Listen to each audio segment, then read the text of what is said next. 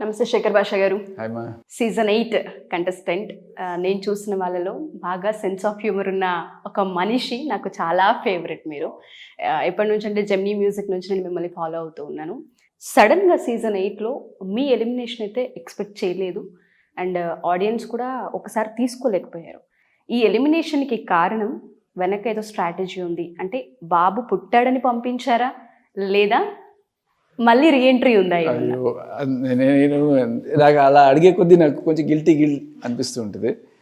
నాకు అంటే big boss నన్ను వెళ్ళాలని కోరుకోలేదేమో, కానీ ఆ 1 వీక్లో నాకు ఫుడ్ ప్రాబ్లం అయ్యి తర్వాత ఆపర్చునిటీస్ కూడా రాక ఏం చేయాలి, లాస్ట్ 2 కంటెస్టెంట్స్లోకి వెళ్ళిపోయినప్పుడు కాన్ఫిడెన్స్ లేకుండా ఓకే మన ఆట జనాలకి నచ్చలేదు అనే ఒక ఫీలింగ్ వచ్చేసిన తర్వాత నేను బయటకు వద్దాం, ఇదే టైము, ఇంకెంతకన్నా మనం నాకు ఎప్పుడు చాలామంది బిగ్ బాస్లోకి వెళ్ళే ముందు చాలా నెగిటివ్ అయిపోతావు, అందరు ట్రోల్ చేస్తారు నేను అని చెప్తుంటే అది మాత్రం అవ్వకుండా రావాలి బయటికి అనుకునేవాడిని.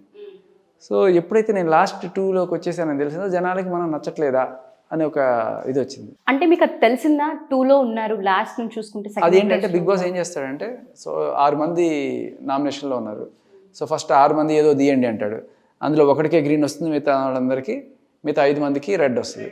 తర్వాత మళ్ళీ 5 మంది వీళ్ళలో ఒకరికి గ్రీన్ వస్తుంది, మిగతా 4కి. సో వీళ్ళు ఏంటంటే ఆ లిస్ట్లో టాప్ 2 టాప్ 3 అలా తీసుకుంటూ వస్తారు. సో ఆఖరిని మిగిలింది మేద్రం. ఓకే మనకేం ఇంత దారుణంగా ఉందా, okay done. So first week చేస్తే మనకి బాగానే ఉంది, అంటే లాస్ట్ దాకా వెళ్ళాలా, నేను లాస్ట్ మణికంఠ బేబక్క వెళ్ళారు. సో ఈసారి అక్కడికి వచ్చేటప్పటికి ఓకే మన ఆట నచ్చట్లేదు జనాలకి, సరే ఇలా నచ్చకపోతే మనం ఇక్కడ ఉండి అంటే నేను ఇచ్చే కంటెంట్ కంప్లీట్లీ డిఫరెంట్గా ఉంది. జనరల్గా ఏడుపులు పెడబబ్బలు ఓదార్పు యాత్రలు ఇంట్రెస్టింగ్గా వింటాము, ఏదో చెప్తూ ఉంటుంటారు, సడన్గా పేలుస్తారు ఇలా ఒకటి. చాలాసార్లు అది నచ్చి షార్ట్స్లో మేము ఎలా స్క్రోల్ అయ్యేవంటే రీల్స్లో కనుక మేము చూస్తే అంత ఈజీగా బయటకు వస్తారని మాత్రం అసలు ఎక్స్పెక్టేషనే లేదు ఎవరికి. అది నాకు తర్వాత కూడా అంటే నాగార్జున గారు కూడా he was not expecting, and even Bigg Boss is also not expecting that I will come out. Completely ఇది ఓటింగ్ రీత్యా బయటకు వచ్చిన ఎలిమినేషన్ అని భావించవచ్చా? అంతే. అది కూడా నేను వాళ్ళని అడిగి నేను అందరిని రిక్వెస్ట్ చేసుకున్నా, నేను వెళ్ళాలనుకుంటున్నాను బికాస్ ఇక్కడ నాకు food being the only vegetarian entire దీంట్లో కంప్లీట్గా అసలు అంటే నేను ఎగ్ కూడా తిన్నాను, అట్లాంటి నాకు ఇక్కడ ప్రోటీన్ కూడా లేకపోయేసరికి ఇబ్బంది అయ్యి ఇంకా తర్వాత టాస్క్లు కూడా ఆడనివ్వట్లేదు, వేరే వేరే పేర్లు వస్తున్నాయి. అంతసేపు ఆ పృథ్వీ, నబిల్ అండ్ నిఖిల్, సో వీళ్ళ పేర్లే వస్తున్నాయి, ఇంకా మనకి ఆడడానికి కూడా స్కోప్ ఇవ్వట్లేదు. ఇలా రకరకాలుగా అనిపించింది. మేబీ బిగ్ బాస్కి నేను నచ్చలేదు, ఇలాంటి రకరకాల ఫీలింగ్స్ ఆ టైంలో నా తలలో తిరుగుతుండే. సరే మంచిగానే వెళ్ళిపోదాం, జనాలతో తిట్లు తింటూ ఎందుకు వెళ్దాం అని చెప్పి అందరితో మంచిగానే చెప్పేసి వచ్చేసాను.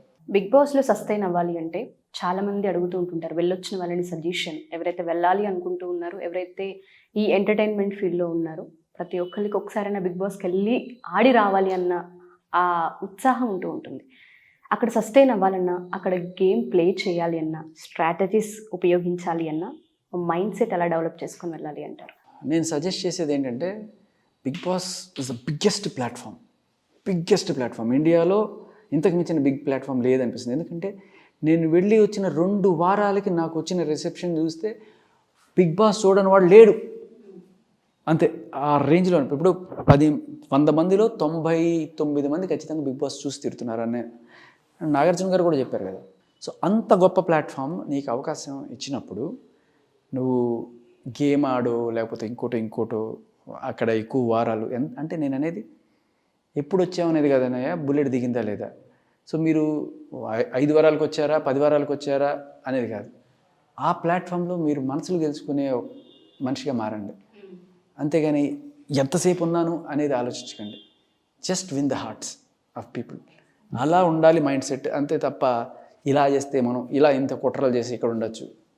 బట్ చాలామంది నామినేషన్స్లోకి వెళ్లకుండా ఏదో రకంగా మనం సేఫ్గా ఉందాం. నామినేషన్కి వెళ్తే ఏమవుతుంది, జనాలు నీకు ఇష్టమో కదా అని చెప్తారు, మంచిది, మన పర్ఫార్మెన్స్ ఏంటి అనేది అక్కడ ఓటింగ్లోనే అర్థమవుతుంది. ఎస్, అందుకనే దానికి భయపడకండి. జనాల మనసును గెలుచుకునేట్టే మీ ప్రవర్తన ఉండాలి, కంటెంట్ కూడా ఉండాలి. బట్ ఇలా ఓదార్పు యాత్రలు చేస్తేనో లేకపోతే ఏడ్చి పెడబబ్బలు పెట్టుకుంటేనో, నా జీవితంలో అలా జరిగిపోయింది, నాకు అన్యాయం జరిగిపోయిందని చెప్తేనో నా మీద సింపతి చూపిస్తారు. ఇలాంటి డ్రామాలు ఆడితేనో మనల్ని చూపిస్తారు, మనల్ని ఇక్కడ ఉంచుతారు. ఉంచచ్చు ఖచ్చితంగా. నెగిటివ్ని కూడా ఉంచుతాడు బిగ్ బాస్, ఎందుకంటే జనాలు తిట్టుకుంటూనే చూస్తారు. సో ఎందుకంటే బాగా చెడ్డవాడిని ఎవడో ఒకటి తిట్టాలి, అప్పుడు జనాలు తృప్తిగా ఉంటుంది. లేకపోతే కనీసం నాగార్జున వచ్చినా తిట్టాలి, అప్పుడు తృప్తిగా ఉంటుంది. అమ్మయ్య, అసలు చెడ్డతనమే లేకుండా అందరూ చాలా మంచి వాళ్ళలాగా ఉంటే ఎవడు చూస్తాడు? కాబట్టి కొంత నెగిటివిటీని కూడా అట్టే పెట్టాలి. అట్ ద సేమ్ టైం వాళ్ళు కౌంటర్ చేసే పాజిటివ్ వ్యక్తులు కూడా కావాలి. నేను చాలా ఇదిగా అంటే ఏ ఏడుపులు పెడబొబ్బు లేకుండా ఒక నెవర్ అంటే మేము నాకు తెలిసి ఇటువంటి కంటెంట్ ఇప్పటిదాకా బిగ్ బాస్లో ఎవరు ఇచ్చి ఉండరు. అది షూర్, డెఫినెట్గా 8 సీజన్స్, ప్రతి సీజన్ని కూడా చూస్తూనే వస్తూ ఉన్నాం మేము ఎప్పటికప్పుడు. ఎందుకంటే వాచ్ చేస్తూ ఉంటుంటాం, వాళ్ళ సైకాలజీ ఏంటో కొన్నిసార్లు అర్థం చేసుకునే ప్రయత్నం చేస్తూ ఉంటుంటాం, ఇంటరాక్ట్ అవుతూ ఉంటుంటాం. మిమ్మల్ని చూసాక డిఫరెంట్ జోనర్ యాక్చువల్గా ఈ సీజన్లో. బట్ నాకు వచ్చిన డౌట్ ఏంటంటే, అందరికీ హ్యాపీ మూమెంట్ ఉంటుంది, సాడ్ మూమెంట్ ఉంటుంది, చాలా అక్కడ ఎక్స్పీరియన్స్ చేస్తాం. ఉన్న ఆ 100 డేస్లో చాలా ఎక్స్పీరియన్సెస్.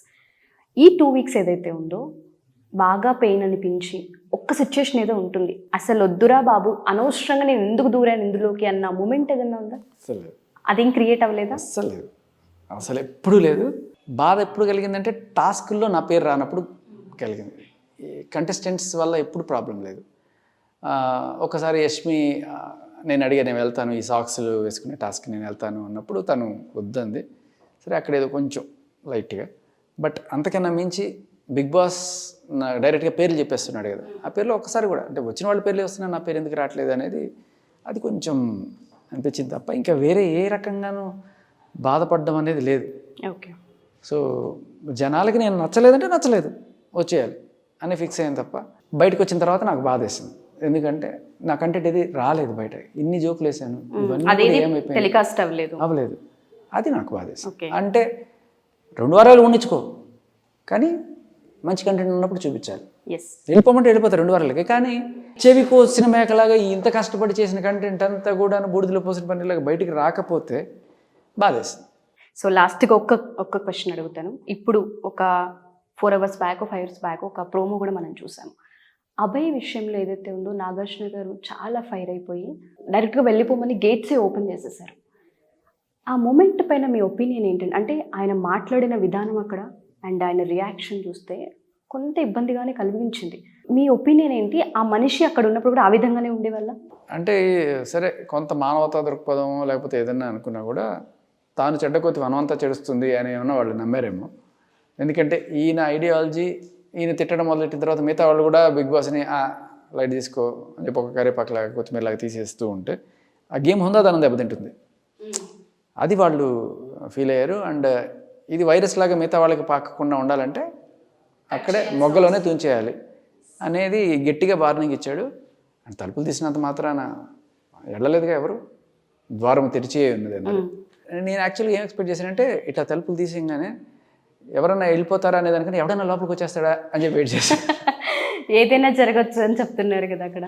ఎవరైనా వైల్డ్ కార్డ్ ఎంట్రీ ఉంటే థ్రిల్లర్ ఉండేది. ఓకే, సో వైల్డ్ కార్డ్ మీద ఉండే అవకాశం ఉందా? పోనీ వైల్డ్ కార్డ్ ఉంటే వెళ్తారా? వెళ్తాను, డెఫినెట్గా వెళ్తాను. With conditions. ఈసారి కండిషన్స్తో వెళ్తారా? అదే మరి ఒక్కనే కదా వెజిటేరియన్స్ కూడా మనుషులే, వాళ్ళని కూడా బతకనియండి అన్న ఒక దాంతో ట్యాగ్ వేసుకొని వెళ్తాను. డెఫినెట్గా. Thank you so much sir. ఎప్పుడు ఒక మంచి కోసం స్టాండ్ తీసుకునే ఒక మనిషి మళ్ళీ రీఎంట్రీ దొరకాలని కోరుకుంటున్నాను. Thank you sir. Thank you.